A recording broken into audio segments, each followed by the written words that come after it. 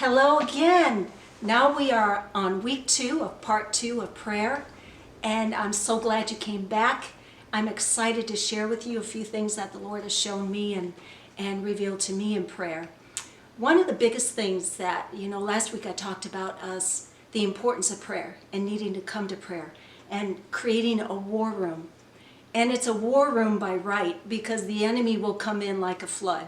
As soon as you determine in your heart that you're going to spend time with God, the enemy has determined he's going to stop you from spending time with God. And why is that? It's because he does not want us to hear the Father's heart. He doesn't want you to share your heart with the Father either. Well, this is my war room, as I told you before, and one day I'd fixed my mind and I was going to sit down and just talk with the Lord.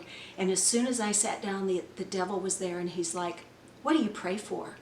He doesn't listen to you.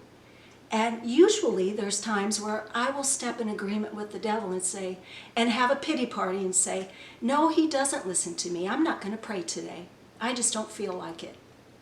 But this time, a holy anger came over me. And all of a sudden I'm like, devil, this is why I pray. This is why I come into the presence of God.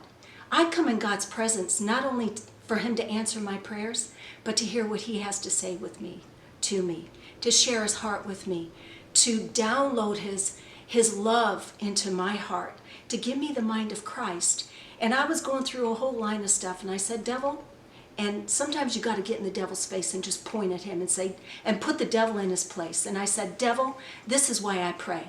Because I pray for my family members. I pray for lost family members. I pray for my grandchildren. I pray for protection over them. I pray for my husband. I pray for his job. I pray for this community. I pray for our nation, and God knows our nation needs prayer right now. I pray for the leadership in the White House. And I just was going on and on and on. And when I finally quit, the Lord told me, he said, pray that that the squatters are rebuked off your land. And I said, squatters? I'm like, what do you mean, God? It's exciting when God speaks to you in that moment. So I went to my dictionary, and I looked up squatter.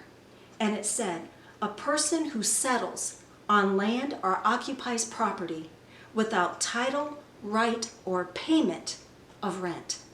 And all of a sudden I realized, I thought, the enemy comes in like he has ownership of my life and my mind. But I've been bought by the precious blood of Jesus Christ. He has rights and authority to my life. It's the Lord that has the right and the authority. But Satan comes in and he squats on our mind and he tells us all these lies. And then he even puts some truth into it. He'll say, yeah, you sinned yesterday and you're a Christian. And then he'll start heaping guilt on you and condemnation. And he'll say, what right do you have to pray? God doesn't answer your prayer. You're not good enough. And I start believing the lie of the enemy. And then he shuts down my prayer life. Why is it he wants to shut down our prayer life? The one big reason is God answers prayer. We get the vision of God. Satan doesn't want us to get into the presence of God. He doesn't want us to hear from God. In the Lord's Prayer, Jesus gave us a model for prayer. And after he said the Lord's Prayer, he said, what son, if he asks his father for a fish, the father will give him a snake? Or if his son asks for an egg, will the father give him a scorpion? No, God answers prayer, my friend. Please spend time in prayer. Rebuke the squatter off your mind.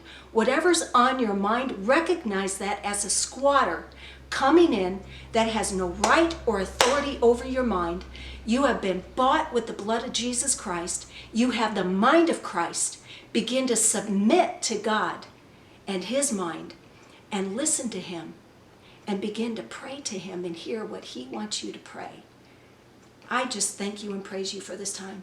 And I pray that you spend time in your war room and rebuke the squatters off your land. God bless you.